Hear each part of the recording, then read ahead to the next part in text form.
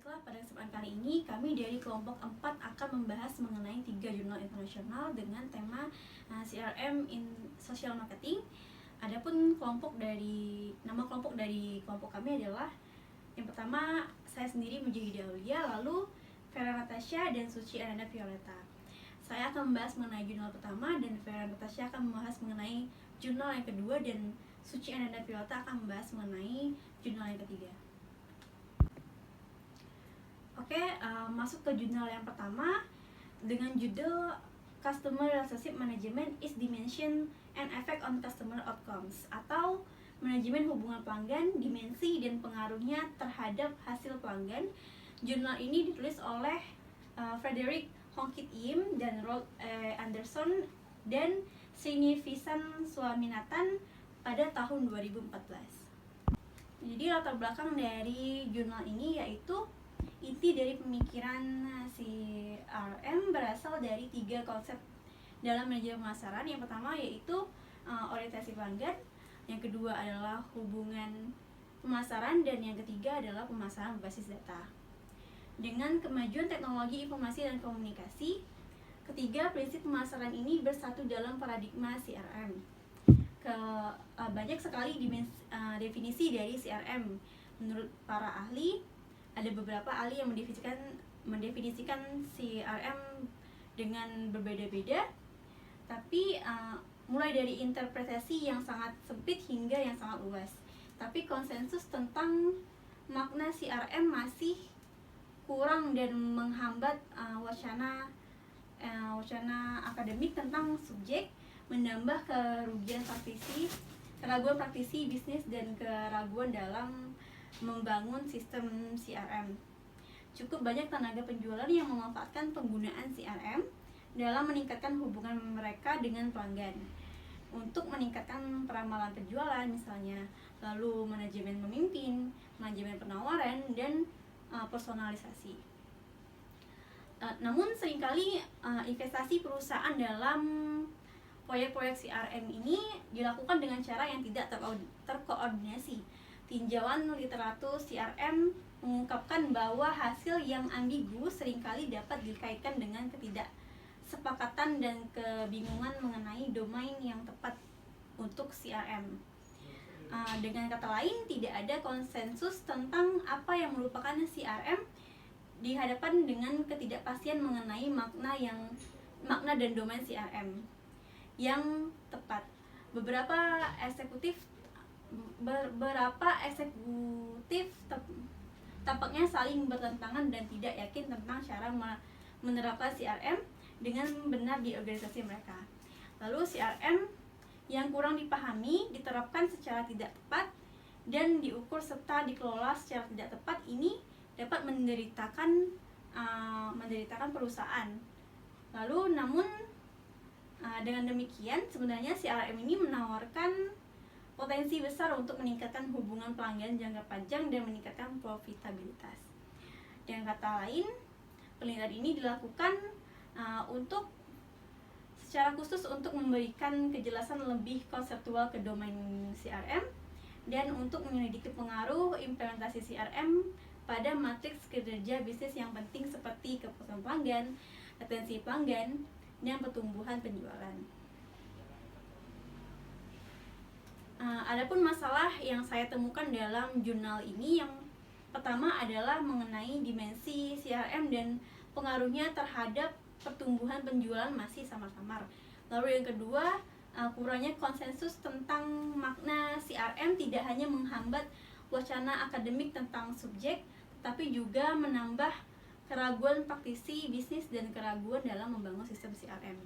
Lalu yang ketiga yaitu masalahnya adalah meskipun klaim tentang efek yang menguntungkan dari CRM pada kinerja bisnis umumnya didukung dalam literatur CRM, namun hasil aktual di dunia bisnis tetap kontroversial sehubungan dengan trade-off manfaat dibandingkan biaya. Lalu yang keempat yaitu masalahnya adalah aplikasi yang luas dari program CRM ini tidak menyebabkan tingkat retensi pelanggan yang lebih tinggi, dan seringkali investasi perusahaan dalam proyek-proyek CRM dilakukan dengan cara yang tidak terkoordinasi. Nah, masuk ke metode penelitiannya. Jadi di dalam metode penelitian ini ada pun populasi yang digunakan adalah perusahaan jasa yang di Hong Kong. Lalu sampelnya adalah 1.233 perusahaan jasa yang dipilih berdasarkan probabilitas acak dari Direktori Bisnis Hong Kong. Lalu 215 survei yang dikembalikan lengkap dan dapat digunakan. Dengan tingkat responsnya ada 17,6%. Adapun teknik pengumpulan datanya yaitu menggunakan kuesioner. Lalu untuk pengukurannya di sini yang pertama ada dimensi item skala CRM. Untuk 4 dimensi CRM dikembangkan berdasarkan pedoman yang disarankan oleh Crucial dan Gerbing dan Anderson. Kumpulan awal dari 56 item disempurnakan menjadi 20 item berdasarkan kriteria berikut: kualitas muka, keandalan, dan pemuatan faktor. Lalu yang kedua adalah variabel kinerja bisnis. Kepuasan pelanggan, retensi pelanggan, dan pertumbuhan penjualan diukur dengan evaluasi responden terhadap kinerja perusahaannya. Oke, mengenai model konseptual dari efek dimensi kinerja CRM pada kepuasan pelanggan, retensi pelanggan, dan pertumbuhan penjualan. Di sini ada beberapa variabel, yaitu variabel independen, mediasi, dan independen. Untuk variabel independennya yaitu adalah yang pertama adalah focusing on key customers. Yang kedua ada incorporating CRM based technology. Yang ketiga adalah managing knowledge, dan yang keempat adalah organizing around CRM. Lalu untuk variabel mediasinya ada dua. Yang pertama adalah customer satisfaction dan yang kedua adalah customer retention. Yang untuk variabel independennya adalah sales growth. Nah, ini adalah hasil temuan nih dari jurnal yang saya baca. Ada 10 hipotesis. Di sini yang pertama adalah hipotesis 1A. Hasil temuan saya adalah ada hubungan positif antara focusing on key customers dan customer satisfaction. Lalu yang kedua atau H1B, itu juga ada hubungan positif antara organizing around CRM dan customer satisfaction. Lalu yang ketiga ada H1C, itu juga ada hubungan positif antara managing knowledge dan customer satisfaction. Lalu yang keempat ada H1D, juga ada hubungan positif antara incorporating CRM based technology dan customer satisfaction. Yang kelima atau H2A, berbunyi ada juga hubungan positif antara focusing on key customers dan customer retention. Lalu yang keenam atau H2B, itu juga ada hubungan positif antara organizing around CRM dan customer retention. Lalu yang ketujuh atau H2C ada hubungan positif antara managing knowledge dan customer retention. Yang kedelapan atau H2D itu juga ada hubungan positif antara incorporating CRM based technology dan customer retention. Yang kesembilan atau H3, berbunyi ada juga hubungan positif antara customer satisfaction dan customer retention. Lalu yang terakhir atau H4, ada hubungan positif antara customer retention dan sales growth. Nah, jadi ke 10 hipotesis tadi ditemukan hasilnya bahwa ke 10 hipotesisnya berpengaruh positif terhadap variabel yang diteliti. Lalu mengenai kesimpulan jurnal ini, setelah mengidentifikasi aktivitas yang diperlukan untuk implementasi CRM yang efektif dan menyelidiki pengaruhnya terhadap kepuasan pelanggan, terhadap retensi pelanggan dan pertumbuhan penjualan, dalam jurnal ini hasil menunjukkan bahwa manajer perlu berpikir di luar komponen teknologi CRM dan fokus pada 4 dimensi CRM yang diteliti sebagai kunci untuk secara signifikan meningkatkan loyalitas pelanggan dan pertumbuhan penjualan. Lalu di dalam analisis dan di jurnal ini juga ditemukan peran tenaga penjualan yang semakin luas dalam keberhasilan implementasi dan saya Natasha. Di sini saya akan bahas mengenai jurnal kedua dengan judul Implementasi Manajemen Hubungan Pelanggan, Investigasi terhadap Generalisasi Skala dan Hubungannya dengan Kinerja Bisnis dalam Konteks Negara Berkembang, yang diteliti oleh Mamun N. Across, Samar E. Dahiyat, Hesam S. Garabeh, dan Bayan N. Abulail pada tahun 2011 di Yordania.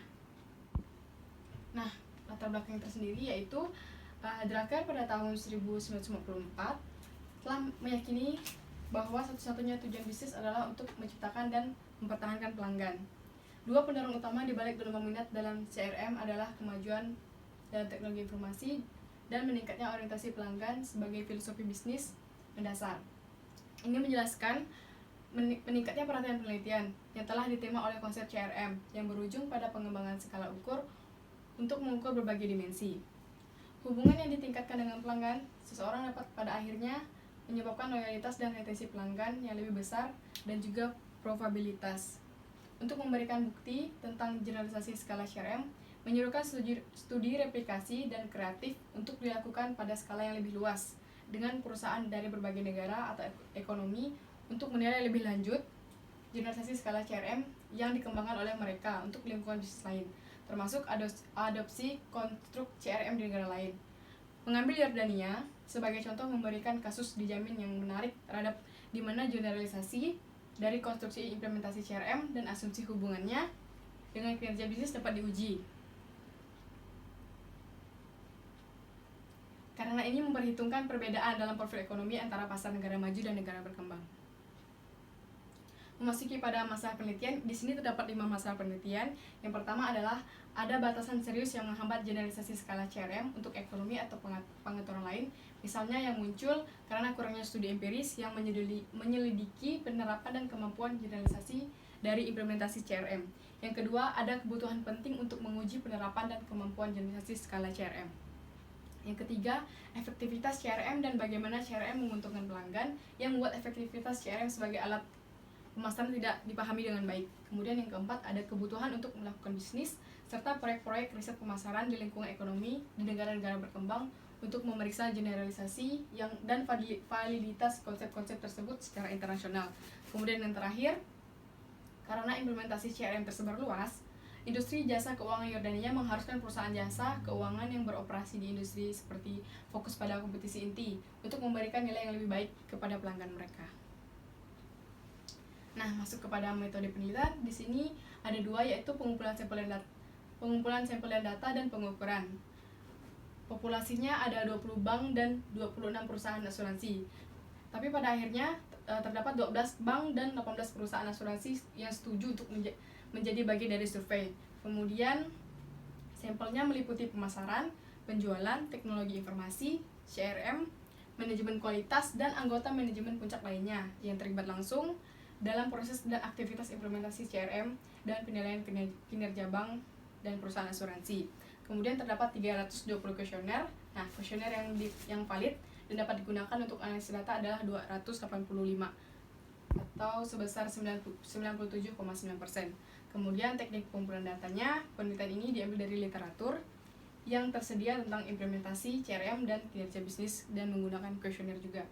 Kemudian pada pengukuran, timbangan yang digunakan untuk mengukur konstruk penelitian diambil dari literatur yang tersedia tentang implementasi CRM dan kinerja bisnis. Kemudian komponen implementasi CRM sepenuhnya diadopsi dari pengembangan asli skala Sin et al. Pada tahun 2005 yang menemukan bahwa implementasi CRM adalah konstruk multidimensi yang terdiri dari 4 komponen perilaku luas, yaitu KCF, CRMO, KM, dan TBC CRM. Yang ketiga, untuk mengukur kinerja bisnis, setiap manajer atau responden diminta untuk menilai kinerja saat ini di pasar Yordania yang relatif terhadap pesaing utama atau dekat sehubungan dengan 4 item financial performance dan 4 item marketing performance. Nah, ini adalah model konseptual dari implementasi CRM dan kinerja bisnis. Terdapat variabel independen dan variabel dependen. Yang terdiri dari variabel independen adalah K customer focus, CRM organization, knowledge management, dan teknologi based CRM. Kemudian variabel dependennya terdiri dari business performance. Nah, hasil temuannya terdapat 2 hipotesis. Hipotesis yang pertama adalah ada hubungan positif dan signifikan antara komponen implementasi CRM yang terdiri dari KCF, CRMO, KM, dan TBCRM dengan kinerja keuangan atau financial performance terhadap organisasi jasa keuangan di Yordania. Kemudian hipotesis yang kedua, ada hubungan positif dan signifikan antara komponen implementasi CRM, KCF, CRMO, KM, dan TBCRM terhadap kinerja pemasaran marketing performance di organisasi jasa keuangan di Yordania.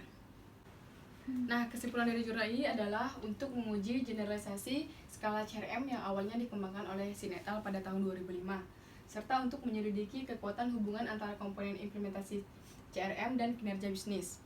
Hasil analisis faktor eksploratori maupun konfirmatori memberikan dukungan empiris umum untuk skala implementasi CRM asli yang dikembangkan oleh Sin et al. Pada tahun 2005, yang terdiri dari 4 komponen perilaku yang luas dalam konteks Yordania. Temuan ini menunjukkan bahwa skala implementasi CRM awalnya dikembangkan oleh Sin et al. Pada tahun 2005 memang dapat digeneralisasikan ke konteks organisasi jasa keuangan di Yordania dengan sedikit modifikasi. Selain itu, konstruk implementasi CRM diuji secara empiris dan ditemukan memiliki hubungan yang signifikan dan positif dengan kinerja bisnis yang terdiri dari financial performance dan marketing performance. Saya Suci Ananda Violeta akan mereview jurnal yang ketiga, yaitu kemampuan manajemen hubungan pelanggan dan penggunaan teknologi media sosial, konsekuensi pada kinerja perusahaan, yang ditulis oleh Florin Sabin Flotean, Simona Mihaela Triff, dan Daniela Liliana Tuleu tahun 2018. Masuk ke latar belakang, menurut Paine dan Froh tahun 2005, manajemen hubungan pelanggan atau CRM telah menjadi aliran penting riset pemasaran selama 2 dekade terakhir ini. Seiring berjalannya waktu, konsep ini telah berkembang dari pemahaman sempit tentang CRM sebagai solusi teknologi spesifik ke pendekatan strategis secara luas yang berkaitan dengan menciptakan peningkatan nilai pemegang saham melalui pengembangan hubungan yang sesuai dengan pelanggan dan segmen pelanggan. Oleh karena itu, implementasi proses CRM memiliki potensi secara signifikan meningkatkan kinerja perusahaan pada tahap pemeliharaan hubungan pelanggan. Menurut Belanger dan Johnson tahun 2004, mereka berpendapat bahwa mendekati CRM dari perspektif kemampuan mendorong perusahaan untuk berinvestasi dalam sumber yang meningkatkan efektivitas dan efisiensi proses. Nah, masuk ke dalam masalah penelitian. Di sini saya menemukan beberapa masalah yang terdapat di dalam jurnal.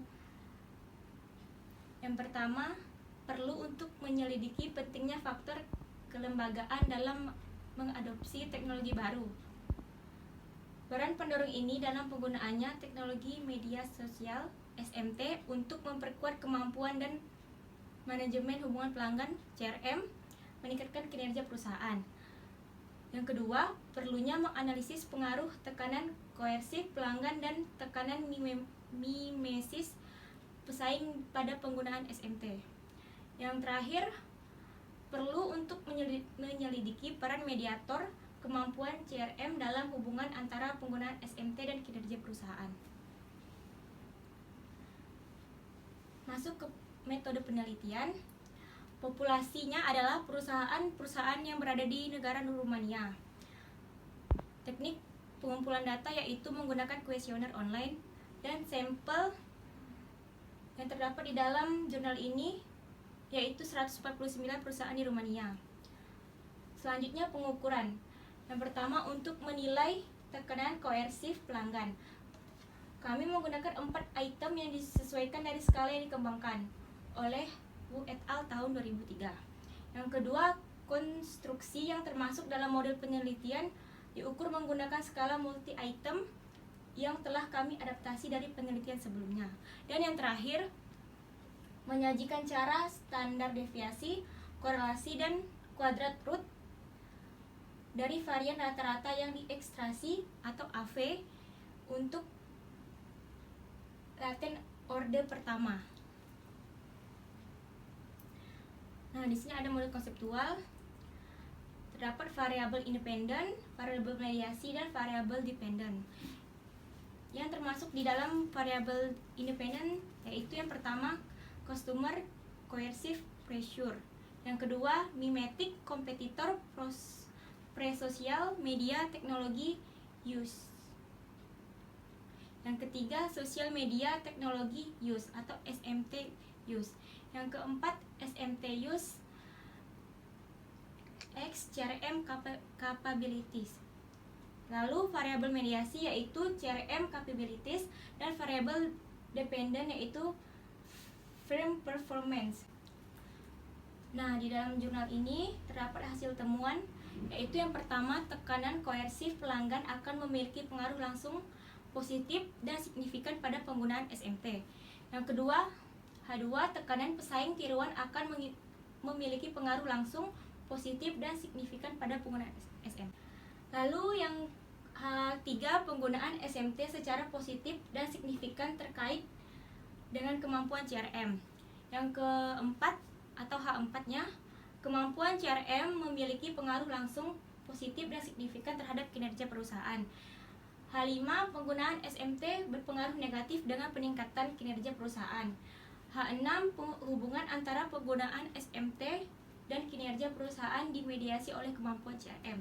Dan yang terakhir, H7, efek interaktif penggunaan SMT dan kemampuan CRM memiliki pengaruh negatif dan tidak signifikan terhadap kinerja perusahaan. Nah, ini adalah kesimpulan dari jurnal yang saya review, yaitu hasil penelitian menunjukkan bahwa kedua faktor kelembagaan mendorong penggunaan SMT, efeknya bervariasi sesuai dengan ukuran perusahaan, inovasinya, sektor dan pasar di mana ia beroperasi. Kemampuan CRM ditemukan hanya secara tidak langsung memediasi hubungan antara penggunaan SMT dan kinerja perusahaan. Nah, dari hasil studi, peneliti memperoleh rekomendasi manajerial untuk penggunaan SMT yang efektif.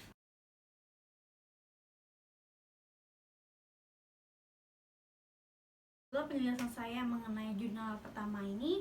Dari penjelasan saya, apakah dosen penguji ada yang ingin ditanyakan? Dari saya Vera Natasha. Di sini saya akan bertanya mengenai diketahui bahwa tingkat respon dari 1.223 perusahaan yang disurvei sangat kecil, yaitu hanya sebesar 17,6%. Lalu apakah itu tidak menjadi masalah bagi jurnal ini? Silakan dijelasin. Oke. Ada lagi yang ingin ditanyakan? Saya Suci Ana Violeta, penguji 2, akan menanyakan seberapa penting peran tenaga penjualan dalam keberhasilan CRM. Oke, baiklah, saya akan menjawab pertanyaan dari dosen penguji yang pertama tadi. Sebenarnya sih ada sebanyak 215 survei yang dikembalikan lengkap dan dapat digunakan dengan tingkat respon 17,6%. Meskipun tingkat responnya itu kecil atau tidak biasa di dalam literatur, namun ini mungkin lebih rendah dari yang diinginkan karena tingginya tingkat manajemen yang disurvei.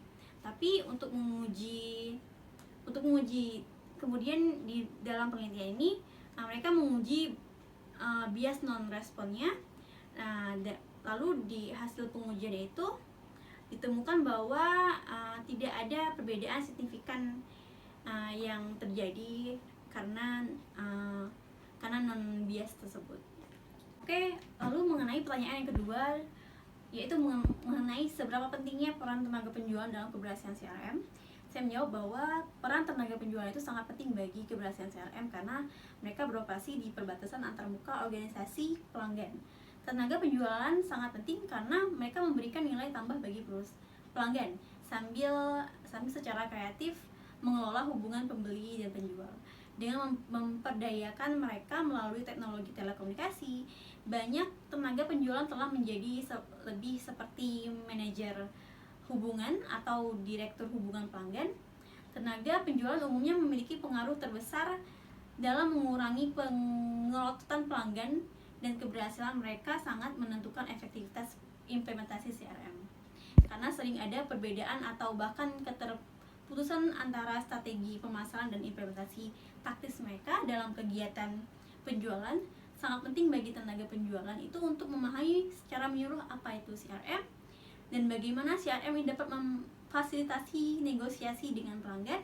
Lalu bagaimana CRM memperluas peran tenaga penjualan sebagai manajer hubungan.